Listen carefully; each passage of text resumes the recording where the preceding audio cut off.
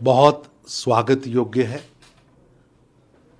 देश के लिए गौरव का दिन है कि प्रधानमंत्री देश के राजधानी में एक ऐसे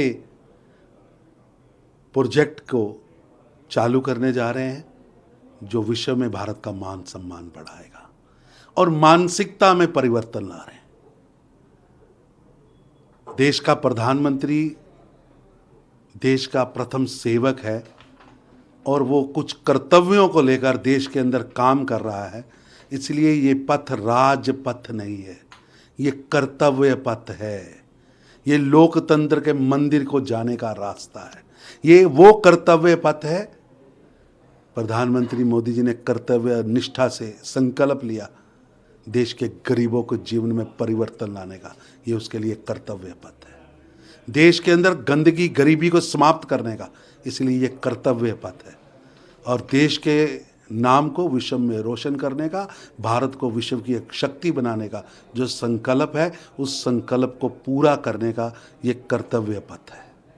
मैं बधाई देता हूँ प्रधानमंत्री श्री नरेंद्र मोदी जी को कि जिन्होंने एक प्रोजेक्ट के नाते देश को गौरव भी दिया है और एक नैरेटिव के नाते, सोच के नाते एक बड़ा परिवर्तन दिया है कि इस पथ पर चलने वालों के लिए राज नहीं, सेवा। इस पथ पर चलने वालों के लिए ऐशो आराम नहीं, कर्तव्य को पूरा करना है। और वो कर्तव्य देश के 135 करोड़ नागरिकों के प्रति।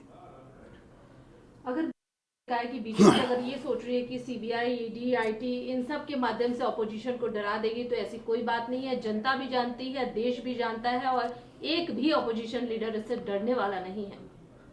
बड़ा हास्यपद बयान है। राहुल गांधी एक डिज्नी प्रिंस की तरह काम कर रहे हैं। सीबीआई, ईडी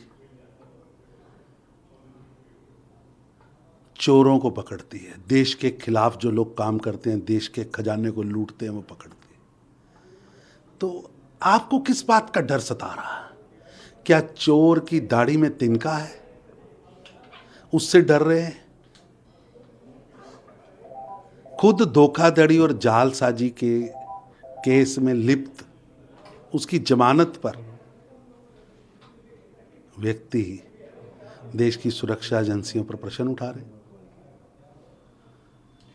सर, अगर बात करें इस ब्यूटीफुल जगह से शुरू कर रहा हूँ, बहुत खुशी की बात है। और उन्होंने नेशनल फ्लैग को लेकर कहा है कि ये हमारे देश की धर्म, लैंग्वेज और प्रत्येक इंसान को रिप्रेजेंट करता है। लेकिन साथ में उन्होंने कहा है कि अगर बीजेपी, आरएसएस ये सोचते हैं कि ये फ्लैग उनकी पर्सनल प्रॉपर्टी है, तो ऐसा नहीं है। उन्होंने कहा कि ये धर्म व जाति का फ्लैग को रिप्रेजेंट करता है। राहुल गांधी जी, राष्ट्रीय ध्वज भारत के 135 करोड़ लोगों को रिप्रेजेंट करता है। ये देश को रिप्रेजेंट करता है। देश के लिए काम करने वालों के लिए ये गौरव है। जब भारत का शहीद देश की सुरक्षा के लिए लड़ते हुए शहीद होकर आता है, तो ये राष्ट्रीय ध्वज उसको सम्मान देता है। इसलिए जो लोग सेना से प्रश्न पूछते हैं कि बालाकोट में क्या किया, उरी में कितने लोग मरे, उनके मुख से राष्ट्रीय ध्वज के प्रति शब्द अच्छे नहीं लगते। उन्होंने अर्थव्यवस्था को लेकर भी कहा है कि अर्थव्यवस्था जो है गर्त में चली जा रही है और यहाँ पर कुछ चंद जो बिजनेसमैन हैं, उन्हीं के हाथों में इंटायर जो कंट्री है, देश का तमाम ये सब। ऐसा है कि राहुल गांधी डिज्नी प्रिंस हैं, पढ़ा लिखा हुआ पढ़ते हैं। आज देश विश्व की सबसे तेजी से बढ़ने वाली अर्थव्यवस्था भारत बना है। प्रधानमंत्री मोदी जी ने एक स्थिर, सुदृढ़ अर्थव्यवस्था बनाई है।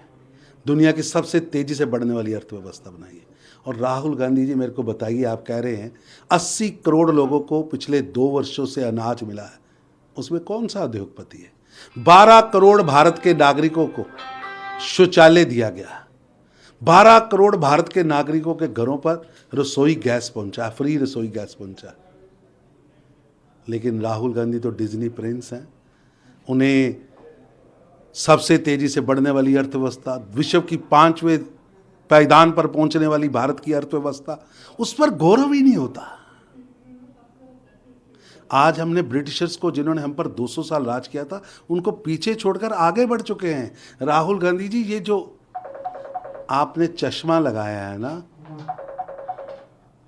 इटली का चश्मा, एक बार उतारिए तो सही, आपको भारत दिखना शुरू होगा, समझ आना शुरू होगा। नमस्कार, मैं हूं संदीप चौधरी।